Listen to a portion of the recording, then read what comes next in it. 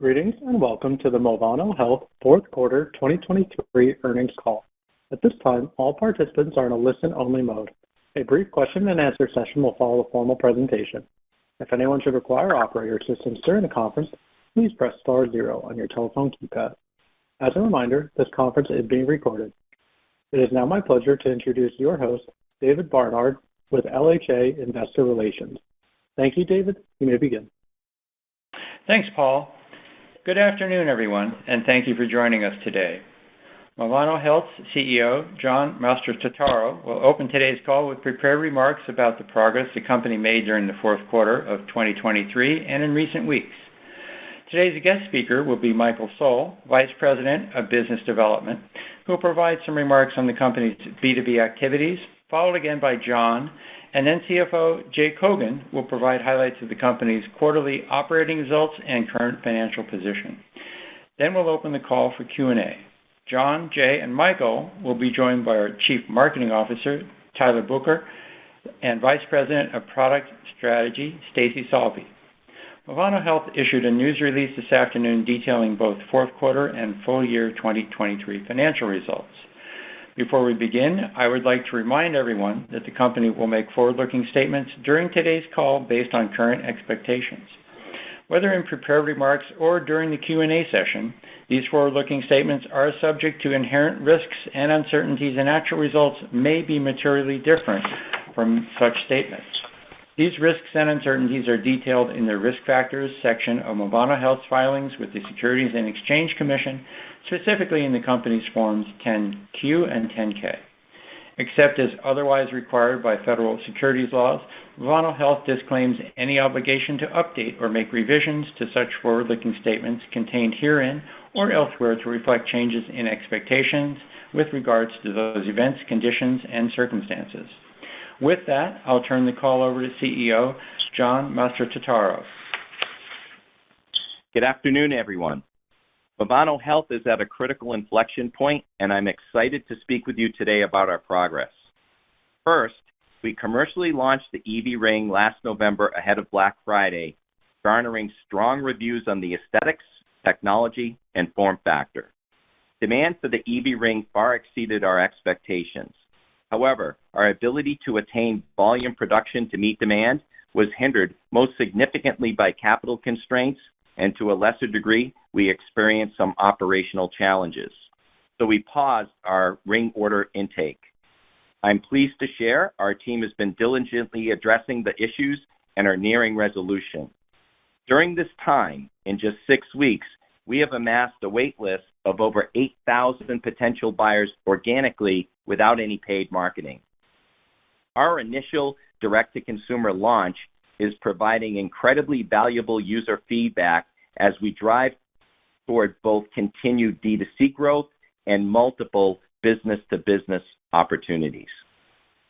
This afternoon, we closed on a $24 million private placement, including a $3 million strategic seed investment from a Tier 1 multi-billion-dollar global medical device company.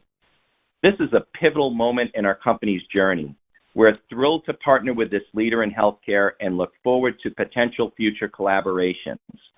As we highlighted in our press release earlier this week, this strategic investor is keenly interested in the Evie Ring and our proprietary millimeter wave radio frequency technology, and this event underscores the vast potential of our innovative approach to delivering medical-grade data to both consumers and enterprises.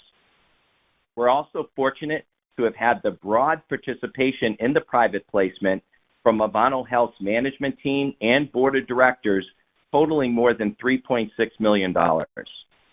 Now, with the new financing, we are set up to scale commercial production, proceed further along the regulatory pathway, and pursue multiple market opportunities that should deliver shareholder value. Our goal is to deliver both a consumer and FDA-cleared wearable that combines accessibility, personalization, and style with the recognized capabilities of a medical device.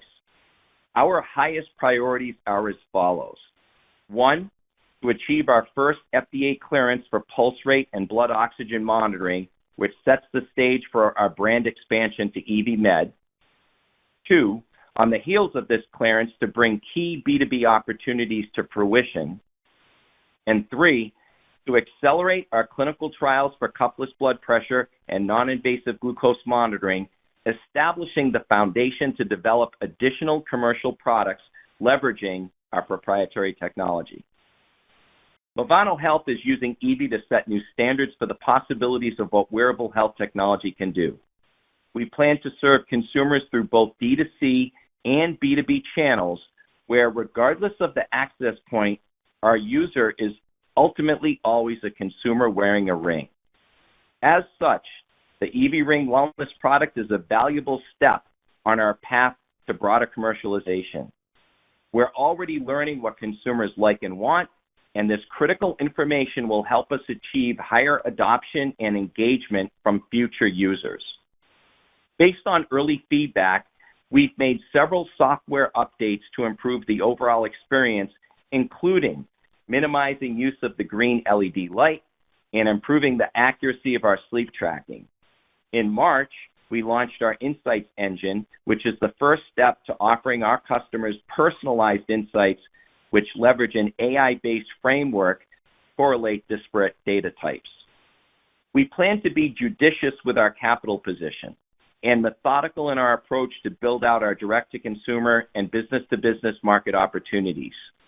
In preparation for our B2B launch, we must secure FDA clearance and improve our scale and volume production capabilities. We also plan to execute several initiatives in the next few months, developing an Android version of the app, building sufficient finished inventory to ensure quick order fulfillment, and bolstering our customer service capacity.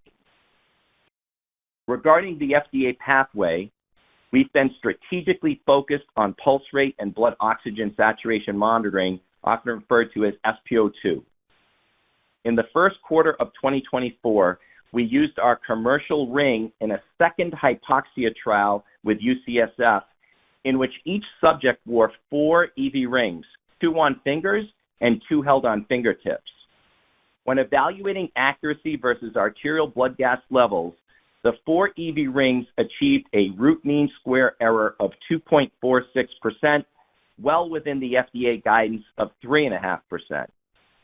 In addition, our ring's accuracy also exceeded that of 2 commercially available hospital-grade reference pulse oximeters, one of which failed to meet the FDA standard for accuracy. Later this month, we plan to present this confirmatory data and address the outstanding FDA comments from our prior submission. We believe taking these steps will put Movano Health on track to receive a decision regarding the 510(k) clearance in July 2024. We look forward to continuing to work closely with the FDA throughout the review process. In preparation for a positive FDA decision, we have been planning the launch of Evie Med, the medical device version of the ring. It's important to note that because the Evie Ring and Evie Med will be the same physical ring, production costs remain the same. The primary difference is that Evie Med will include labeling for the FDA-cleared features, as well as some modifications to the app experience. As mentioned earlier, our Evie user base and customer feedback support sizable B2B opportunities. I'll now hand the call over to Michael Soul, our VP of Business Development, to discuss our efforts. Thank you, John. As noted, there are numerous B2B opportunities for Evie Med. We are actively engaged with potential partners that are performing various beta tests with Evie to assess form and function. Today, I will review 3 of the distinct market segments beyond the medical device partnership that we announced earlier this week. First, the clinical trials market consists of pharmaceutical companies that need to gather data from FDA-cleared devices as part of their drug trials for FDA and other regulatory submissions. We are poised to dominate the $2 billion market annually of FDA-cleared wearables with minimal competition. Currently, trials are in person, cumbersome, expensive, and suboptimal as they don't capture the subjects in actual real-life situations. We believe Evie Med would improve compliance, lower costs significantly, and enable quicker enrollment, better data, and improved quality of results. Presently, we are in discussions with 5 top-tier pharma companies, one of which has beta-tested Evie. All of these potential partners are excited about the prospects for an FDA-cleared, low-cost, and convenient wearable to take the place of other devices presently used. Second, the payer market consists of insurers that represent more than 130 million patients with chronic diseases, often with comorbidities who have poor and/or unreliable monitoring options. Evie Med would provide an easy-to-implement solution for early detection of dangerous health risks and for the prevention that could greatly reduce costly disease interventions. Already, we have traction with one of the top 3 U.S. payers that covers approximately 50 million lives. If Evie Med is used by just 1% of this insurer's population, that equates to more than 500,000 rings.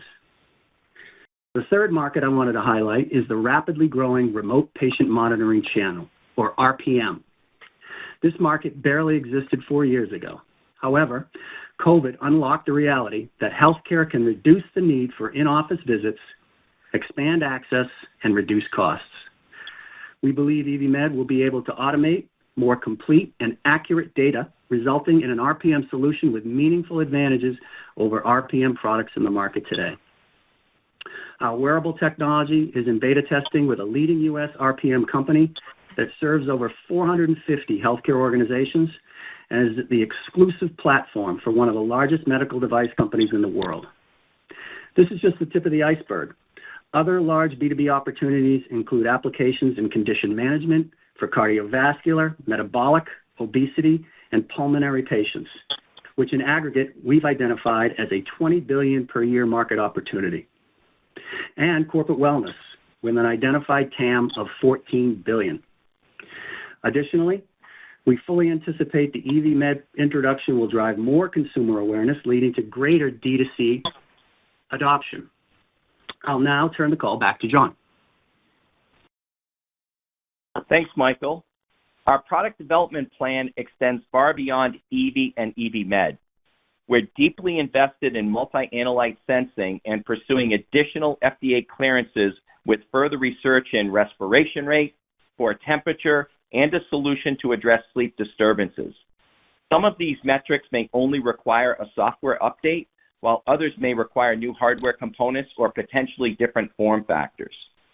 Our commitment to innovation in improving health monitoring and intervention has fueled 6 years of intensive R&D work in millimeter wave radio frequency and AI technology.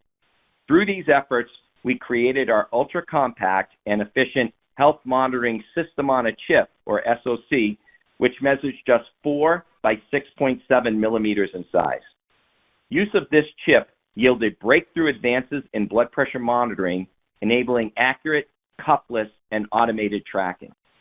We announced the results of a blood pressure clinical study in October 2023, where our prototype achieved an overall mean absolute difference, or MAD, of 5.9 millimeters of mercury, well below the 7 millimeter mercury MAD required for an FDA-recognized standard for wearable cuffless blood pressure monitoring devices. The results of this clinical trial were a clear catalyst for investment by the Tier 1 medical device company. Looking ahead, we're also evaluating AI-based individual calibration methods to further enhance the future performance of our prototype. Ultimately, we expect blood pressure monitoring will be a significant addition to incorporate into a new product that supplements the suite of analytes we currently offer in Evie. In addition, we believe our single chip technology can be implemented in products designed to aid in the treatment of patients with multiple chronic conditions, including diabetes, where our platform is being evaluated for non-invasive blood glucose monitoring.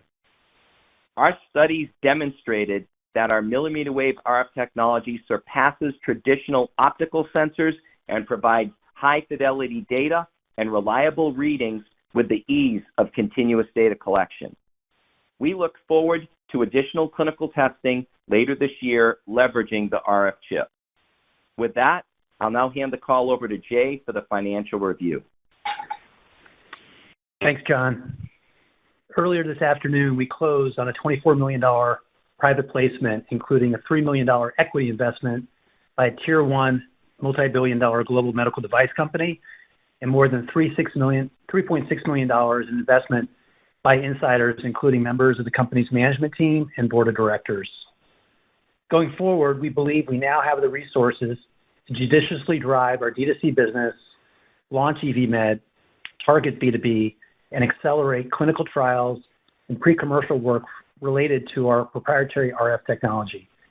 Importantly, with these funds now on our balance sheet, our production partner is committed to instituting a turnkey process, which should free up both working capital and people resources for Movano Health, as our manufacturing partner will now purchase and inventory raw materials, parts, and finished goods. We expect this will be a significant benefit for the company. Moving to our financial commentary, while the launch of Evie Ring in late 2023 began Movano Health's transition to a commercial stage company, shipments commenced in January 2024, and revenue will be recognized as a result in 2024. In our first quarter results, we will begin to report revenue, which we expect to be nominal as we paused order intake in mid-February. That said, one of the things we've learned since launching the Evie Ring in November is that there is significant demand for the product. The company generated over $1 million in sales during a very efficient Black Friday holiday launch period. But given capital constraints, we ceased all paid marketing as of December 1st. Yet we continue to see a steady flow of orders through mid-February when we paused taking new orders. From December through March, we prioritized capital preservation and actions to meet production and customer service needs. Looking ahead, with an improved capital position and operational improvements across product, manufacturing, and customer service, we will be building inventory in preparation for relaunching Evie. We'll also be moving with intention along the regulatory pathway as we work toward receiving our first FDA clearance and securing initial B2B contracts with healthcare partners. For the fourth quarter of 2023, Movano Health reported an operating loss of $6 million, and that compared to an operating loss of $8 million in the year-ago period. Our cash burn in the fourth quarter of 2023 was $5.4 million, which was inclusive of costs for the Evie Ring launch and expenses related to our FDA submission, as well as other timing considerations. In November, we raised $4.1 million in gross proceeds in an equity financing that partially offset the cash burn. At December 31, 2023, we had $6.1 million of cash and cash equivalents on our balance sheet. And as noted earlier, we closed on a $24 million private placement earlier this afternoon. As that concludes our formal remarks, we'd be glad to take your questions. Operator? Thank you. We'll now be conducting a question and answer session. If you would like to ask a question, please press star 1 on your telephone keypad. A confirmation tone will indicate your line is in the question queue.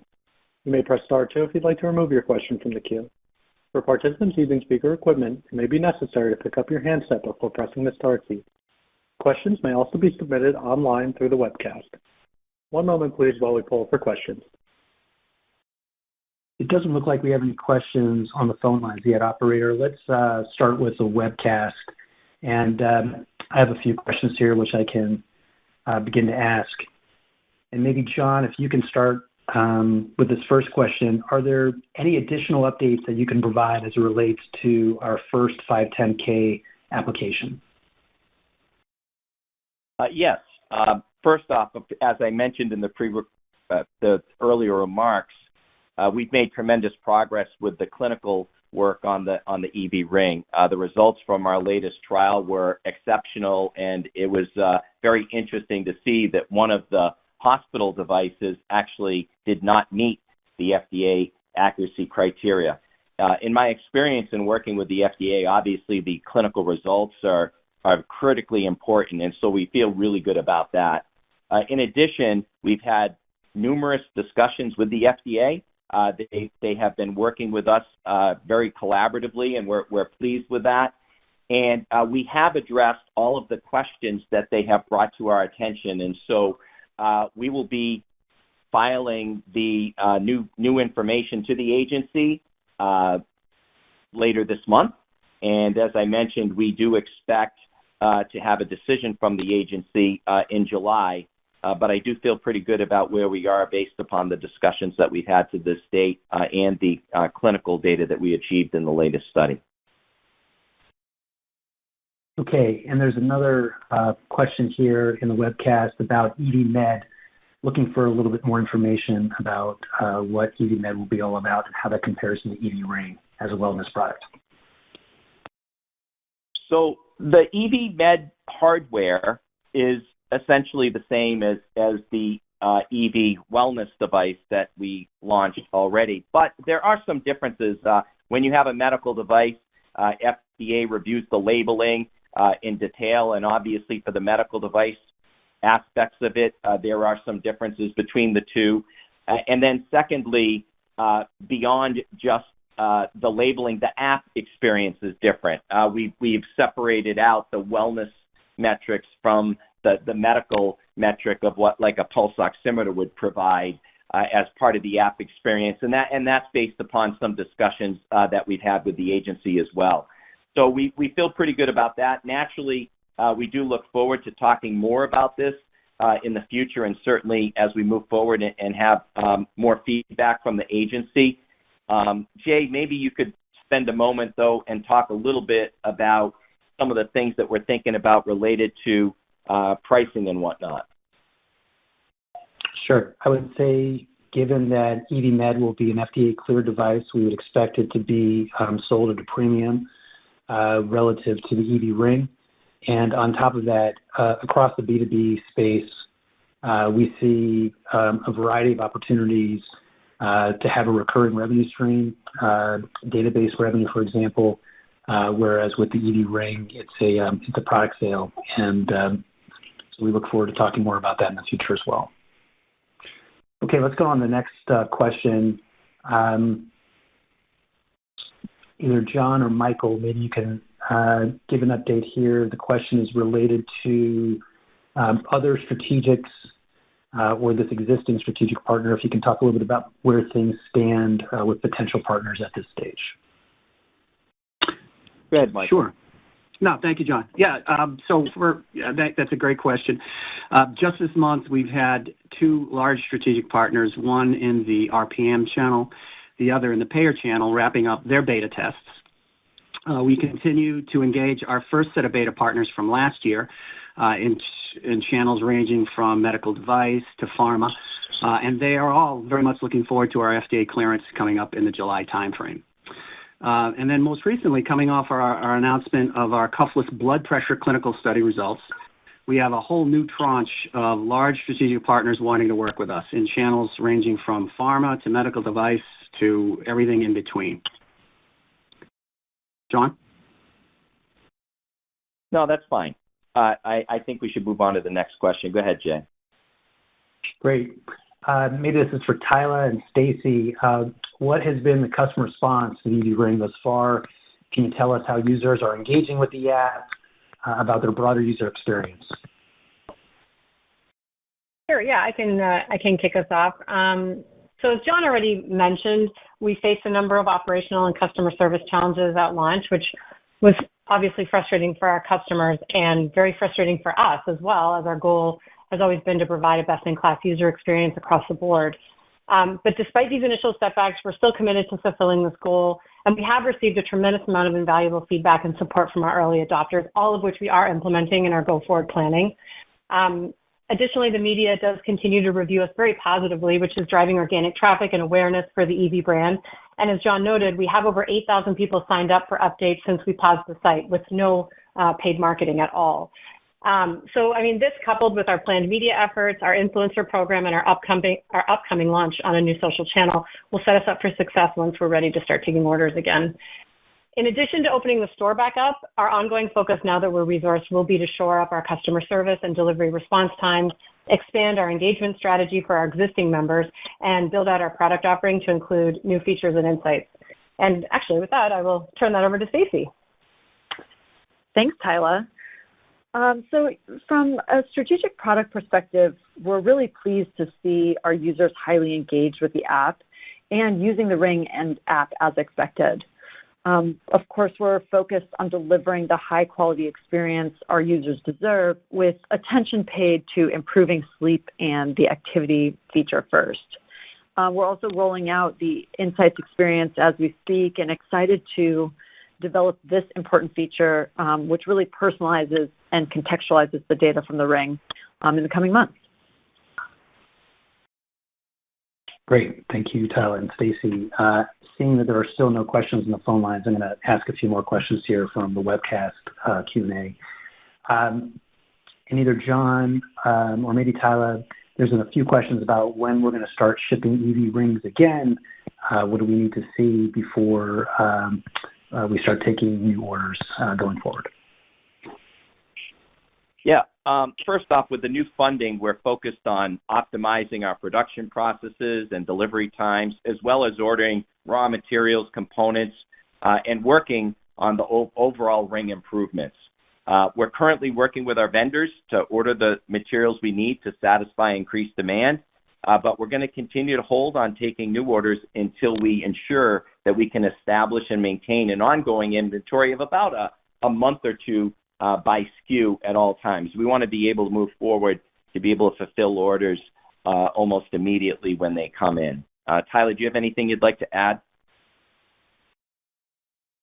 No, I think it's good. I think the key is that we're continuing to focus on this goal of making sure that it is a best-in-class customer service experience when people do order the Ring. And in the interim, we're going to be focused really heavily on driving engagement with the consumers that we do have. So then when we're opened up, there's really solid word of mouth. Okay. We've got a few here about blood pressure and prototypes for blood pressure and the glucose initiatives. So John, maybe these are for you.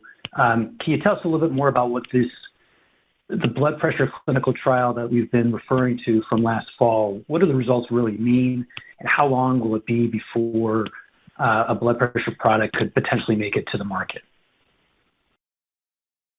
Yeah, first off, one thing that was really critical about the work on blood pressure was that we demonstrated that the chip that we produced working in concert with Global Foundries was fully functional and able to provide higher resolution signals that we could use to determine blood pressure values. And so that was a real key for us. And the fact that we were able to gain an accuracy in the study that was commensurate with what the FDA guidelines request of a product like this was really important to us. And it really formed the basis for the investment by this Tier 1 multi-billion-dollar medical device company, because blood pressure is such a huge problem. It's probably, if you could have one analyte that you could be measuring continuously at home, blood pressure is first up. Half of people over the age of 20 suffer from a hypertension or a pre-hypertensive, and it's the leading cause of heart disease and stroke and other things. So it's the big granddaddy of them all. Glucose is a bit behind that, and of course we're making progress there as well. But this is critical. And then in terms of how long to the market, we just completed that feasibility trial with a prototype system. We have already made some enhancements in the layout of the components on the board to optimize it for a next round of studies. And so throughout the course of this year, we'll be conducting more clinical work. We'll be evaluating the product in more like a consumer type form factor moving forward. We have done all of our initial studies on the wrist versus the finger, and we will continue to do so, but we may do some experimental work looking at our ability to monitor blood pressure on the finger. And through the course of this time, we will continue to develop what the overall consumer-oriented form factor would look like, as well as continue to not only generate clinical evidence, but look at longitudinal tracking of blood pressure. So we look forward to updating you more over time now that we have the resources that allow us to really put more behind these efforts for blood pressure, because it is one of our top initiatives in the company.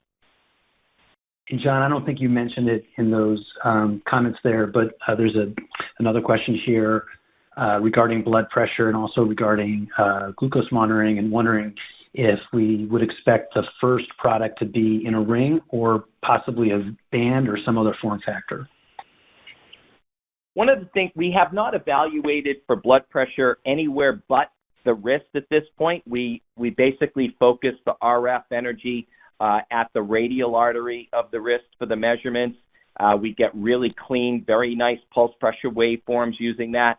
We're going to have to look at whether or not we could do it on the finger. We know the chip is small enough to fit inside a ring that could be used on the finger, but we have not evaluated that site. But we do know that we want to be able to assess a waveform that's coming from an arterial source. As it relates to glucose, it's a little bit more open. Quite frankly, if you're aware of the existing CGMs and something I worked on for a lot of my career, they're done in looking at the interstitial fluid, and really we're looking at interstitial changes in signals based on the RF signature for glucose. So we are also looking at whether we could, for glucose monitoring, use other sites of making the measurement. I think there's more flexibility with glucose than there is for blood pressure. Great. And maybe Stacy or Tyler, there's a question about Apple Health and when Evie is planning on connecting to Apple Health in the future. I can take this one. Thank you so much for the question. This is certainly near the top of our list. We know that our users are also likely Apple product users, of course. And so as we consider the kind of landscape of opportunity out there and where we want to focus our attention, this one is on the short list. I can say that. I can't give an exact date, but certainly something that we are looking at.